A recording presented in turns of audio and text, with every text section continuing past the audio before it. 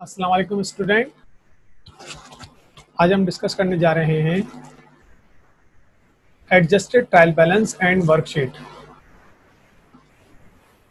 इससे पहले कि हम एडजस्टेड ट्रायल बैलेंस की तरफ मूव करें और एडजस्टेड ट्रायल बैलेंस से वर्कशीट की तरफ जाएं, हमें कुछ बेसिक अकाउंटिंग साइकिल के बारे में डिस्कस करेंगे कि आपने जो अकाउंटिंग साइकिल इससे पहले रीड की है, पढ़ी है, समझी है, उसमें अकाउंटिंग साइकिल का फर्स्ट स्टेप होता है जर्नल यानी जर्नल एंट्रीज। जर्नल एंट्रीज के बाद आप पोस्टिंग करते हैं उसकी जर्नल लेजर में, और लेजर के बाद आप एक स्टेटमेंट बनाते हैं जिसको हम बोलते हैं लिस्ट ऑफ अकाउंट्स। ठीक है, वो कहलाता है एडजस्टेड ट्रायल बैलेंस। वो ट्रायल बैलेंस बनता है। उस ट्रायल बैलेंस में जितने भी लेजर के बैलेंसेस होते हैं वो उसमें हम ऐड करते हैं, और इन द लास्ट वो ट्रायल बैलेंस इक्वल आ जाता है।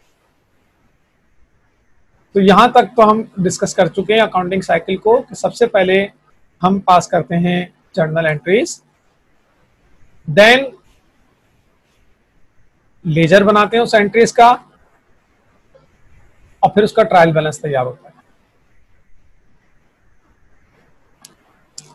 उस ट्रायल बैलेंस जो हमने प्रिपेयर किया होता है, तो वो फॉर एग्जांपल अगर आपने फिस्कल ईयर के क्वार्टरली बेसिस पे फर्स्ट या सेकंड क्वार्टर में बनाया है, तो वो ट्रायल बैलेंस हमारे लिए फाइनल ट्रायल बैलेंस नहीं होता। यानी उस ट्रायल बैलेंस के बेस पर आप इनकम स्टेटमेंट, बैलेंस शीट और क्लोजिंग एंट्रीज ये सब पास नहीं कर सकते। इसलिए कि उस ट्रायल बैलेंस में कुछ पॉइंट्स ऐसे हैं, टेक्निकल कुछ इश्यूज ऐसे हैं जो आपने पहले रिजॉल्व करने होंगे। फॉर एग्जाम्पल उसमें लिखा हुआ है कि प्रीपेड रेंट कोई भी अमाउंट है, 50,000 है, मगर एंड ऑफ द ईयर वो प्रीपेड एक्सपेंस में कन्वर्ट हो चुका है। अब आप उसको प्रीपेड रिकॉर्ड नहीं कर सकते। इसी तरह लिखा हुआ है कमीशन रिसीवेबल,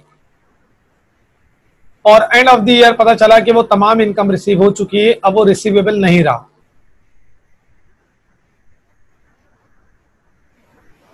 आपने एक फर्नीचर परचेज किया था सेकंड क्वार्टर में 5 लाख रुपीस का, और वो 6 मंथ यूज हो चुका है। तो अब दिसंबर 31 को जब आप रिकॉर्ड करेंगे या जो भी आपका फिस्कल ईयर है, उसके एंड में जब आप देखेंगे फिक्स एसेट्स की वैल्यू 6 मंथ का डेप्रिसिएशन उसमें से माइनस करना पड़ेगा तो नेट वैल्यू फाइंड करने के लिए। तो उसमें तो कंप्लीट लिखी हुई होगी ट्रायल बैलेंस में, और अलाउंस भी शो नहीं हो रहा होगा, इसलिए कि नहीं आपने फर्नीचर परचेज किया। तो इस तरह के कुछ टेक्निकल इश्यूज हैं जिसकी बेस पर हम उस ट्रायल बैलेंस को फाइनल ट्रायल बैलेंस नहीं कह सकते, और उसकी बेस पर इनकम स्टेटमेंट, बैलेंस शीट नहीं बन सकती। हमें क्या करना होगा, उस ट्रायल बैलेंस में कुछ जो इस तरह की टेक्निकल इश्यूज हैं उसको रिजॉल्व करने के बाद एक और नया ट्रायल बैलेंस बनाना होगा जो हमारे लिए बिल्कुल फाइनल ट्रायल बैलेंस होगा, और उसको हम बोलते हैं एडजस्टेड ट्रायल बैलेंस। यानी उन इश्यूज को रिजॉल्व करने के बाद जो एक और नया ट्रायल बैलेंस बनेगा, that is called adjusted trial balance. और एडजस्टेड ट्रायल बैलेंस क्या होता है? The adjusted trial balance is an internal document. एक इंटरनल डॉक्यूमेंट है, कंपनी का internal document, that lists the journal ledger account. जैसे अभी आपके साथ डिस्कस किया कि जर्नल लेजर अकाउंट, जितने भी लेजर हैं उनकी वैल्यूज यहां पर ट्रांसफर होती है। ठीक है, अकाउंट टाइटल लेजर के तमाम इसमें आते हैं, जैसे कैश है, अकाउंट रिसीवेबल है, मर्चेंडाइज है, तमाम इसमें ऐड हो जाएंगे। And their balances after any adjustment have been made. Adjustment के बाद जो आप एक और ट्रायल बैलेंस बनाएंगे नया, जो कि कंपनी के इंटरनल डॉक्यूमेंट है, और उस ट्रायल बैलेंस में तमाम लेजर के अकाउंट टाइटल आते हैं, तो उसको बोलते हैं adjusted trial balance. Adjusted trial balance is not a financial statement. ये फाइनेंशियल स्टेटमेंट नहीं है, but the adjusted account balance. हाँ, ये एडजस्टेड अकाउंट बैलेंस है, यानी फाइनल प्रीपेड का फाइनल अकाउंट बैलेंस जो है एंड ऑफ द ईयर तक जो बैलेंस है वो लिखा हुआ है इसमें। तमाम रिसीवेबल, पेएबल और जितने भी हेड ऑफ अकाउंट है वो एडजस्ट होके आ चुके हैं। अब ये फाइनल है, ठीक है। तो ये क्या है, adjusted account balance will be reported on the financial statement. फिर इसकी बेस पर आप फाइनेंशियल स्टेटमेंट बनाएंगे, ठीक है। तो हमें एडजस्टेड ट्रायल बैलेंस क्लियर होना चाहिए। अच्छा, आपके सामने इस वक्त जो है ये trial balance, simple trial balance है ये, जो मैं आपको बता रहा था कि जो आपने अकाउंटिंग साइकिल का थर्ड स्टेप है ये, कि सबसे पहले आपने जर्नल एंट्रीज पास किए, देन उसका लेजर बनाया, लेजर बनाने के बाद आपने ये वाला ट्रायल बैलेंस बनाया, ठीक है। उसके बाद आपने कुछ एडजस्टमेंट पास किए, ये रिव्यू एडजस्टमेंट, ठीक है। इससे पहले वाले यानी लास्ट जो वीडियो क्लिप है उसमें हम डिस्कस कर चुके हैं और जर्नल एडजस्टिंग एंट्रीज भी पास कर चुके हैं। ये वही एडजस्टिंग एंट्री है जो अभी आपके सामने लिखी हुई है वाली, यही एंट्रीज हमने यहाँ पर पास किए और इसके बाद इसको हमने इक्वल किया है। ये इक्वल आ रहा है 81 और 81,000 से इक्वल आ गया। उसके बाद अभी जो हम डिस्कस करने जा रहे हैं एडजस्टेड ट्रायल बैलेंस, ये कैसे बनाएंगे इसको देख लें आप। एडजस्टेड ट्रायल बैलेंस को बनाते वक्त आप क्या करेंगे, ट्रायल बैलेंस और एडजस्टमेंट इन दोनों के अकाउंट्स को एडजस्ट करके यहां लिखेंगे। फॉर एग्जांपल अगर यहां पर डेबिट अकाउंट है और यहां पर भी डेबिट अकाउंट है, दोनों प्लस करके लिख देंगे। यहां पर डेबिट में अगर ट्रायल बैलेंस में और एडजस्टमेंट में क्रेडिट बैलेंस अकाउंट है तो दोनों को प्लस करके यहां लिख देंगे, यानी सेम क्लास का अकाउंट प्लस होगा। डेबिट डेबिट प्लस होकर डेबिट में आएगा, क्रेडिट क्रेडिट प्लस होकर क्रेडिट में आएगा, और डेबिट क्रेडिट यानी डिफरेंट अगर होगा तो उसका डिफरेंस निकालेंगे और जहां बैलेंस ज्यादा है वहीं लिख देंगे। फॉर एग्जाम्पल हम देखते हैं कैश का जो बैलेंस है वो यहां पर है 20,000 रुपीज, ये रहा, कोई एडजस्टमेंट नहीं है, कैश कॉपी कर दिया आपने डायरेक्ट 2 लाख रुपीज, ठीक है, 2 लाख रुपीज। अकाउंट रिसीवेबल 50,000, कोई एडजस्टमेंट नहीं है, डायरेक्ट अकाउंट रिसीवेबल कॉपी हो गया 50,000 rupees. Allowance for bad debts credit में 2,000 है और क्रेडिट में ही 3,000 है, 2 और 3 कितने हो गए 5,000 रुपीज क्रेडिट में आएगा, ठीक है। Debit debit plus credit credit plus और debit credit minus. Merchandise inventory debit में 10,000 है और क्रेडिट में 10,000 है, तो डेबिट और क्रेडिट आपस में माइनस हो गया, 0 हो गया ये, और ये 25 हमने कॉपी कर दिया इधर डेबिट, ठीक है। सलमान कैपिटल ये आपका क्रेडिट में 2,18,000 है, यहां पर कोई एडजस्टमेंट नहीं है, ये कॉपी हो गया डायरेक्ट। इक्विपमेंट 1 लाख का है और ये 1 लाख डायरेक्ट कॉपी कर दिया आपने एडजस्टेड ट्रायल बैलेंस में। अलाउंस फॉर डेप्रिसिएशन 6,000 है, क्रेडिट में 20,000 है, ये 26,000 क्रेडिट में आ गया। 1,14,000 सेल्स का क्रेडिट बैलेंस है, ये डायरेक्ट कोई एडजस्टमेंट नहीं है, ये डायरेक्ट इसमें क्रेडिट में आ गया। कमीशन इनकम 20,000 है और क्रेडिट में 2,000 है, 20 और 2 कितने हो गए 22,000, ये क्रेडिट और ये भी क्रेडिट, ठीक है। 22,000 में से ये 5,000 माइनस कर दिया हमने, तो 17,000 क्रेडिट में आ गया क्योंकि क्रेडिट बैलेंस ज्यादा था। डेबिट में प्रीपेड रेंट है और डेबिट क्रेडिट में 10,000 है, यानी डेबिट में 16 क्रेडिट में 10, 16 माइनस 10 ये 6,000 आ गया यहाँ पे। इंश्योरेंस एक्सपेंस 4,000 है और ये इंश्योरेंस एक्सपेंस जो है 4,000 है यहाँ पर भी, तो 6 है, 4 और 6,000 10,000 आ गया डेबिट में। अकाउंट्स पेबल क्रेडिट में इधर कोई एडजस्टमेंट नहीं है, डायरेक्ट कॉपी कर दिया क्रेडिट में। इनकम समरी को आपने कॉपी करना है डेबिट और क्रेडिट दोनों, ये इनकम समरी 10,000, ये क्रेडिट में 25,000, ये माइनस नहीं करते, ठीक है। 10 और 20 ऐसी कॉपी कर दिया, 10 और 20,000। बैडेड एक्सपेंस ये डायरेक्ट कॉपी हो गया इधर, इसी तरह डेप्रिसिएशन एक्सपेंस ये इधर आ गया एडजस्टेड में, या अनअर्न कमीशन ये इधर आ गया क्रेडिट में, रेंट एक्सपेंस डेबिट में आ गया। 600 आपका इंश्योरेंस पेबल क्रेडिट में, ये क्रेडिट में आ गया, और बिल्कुल इसी तरह कमीशन रिसीवेबल जो कि डेबिट में, ये डेबिट में आ गया, और इन दोनों को आपने प्लस कर लिया और इसका टोटल आया 4,36,000 और क्रेडिट साइड का भी टोटल आया 4,36,000 और ये आपका बन गया एडजस्टेड ट्रायल बैलेंस, ठीक है। यहां तक क्लियर हो गया कि एडजस्टेड ट्रायल बैलेंस बनाने के लिए आपके पास सबसे पहले ट्रायल बैलेंस होगा एक। ये कौन सा ट्रायल बैलेंस है, जो आपने अकाउंटिंग साइकिल का थर्ड स्टेप है। सबसे पहले journal entries, then T account, then trial balance, ये वो ट्रायल बैलेंस है, ठीक है। इस ट्रायल बैलेंस के अंदर कुछ टेक्निकल इश्यूज थे, मिस्टेक्स कह लें उसको आप, टेक्निकल उसको आपने यहाँ पर रिजॉल्व किया एडजस्टिंग एंट्रीज के जरिए।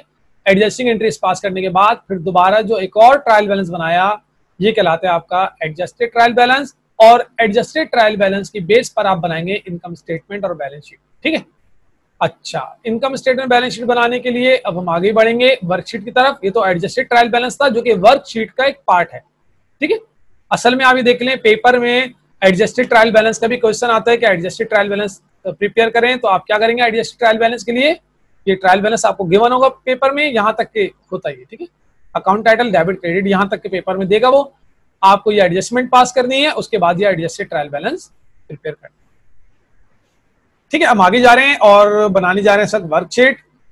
यहां तक ये एडजस्टेड ट्रायल बैलेंस तक हम कॉपी कर रहे हैं हमने आगे वर्कशीट में, और इनकम स्टेटमेंट बैलेंस शीट के कॉलम्स हमने उसमें बनाए।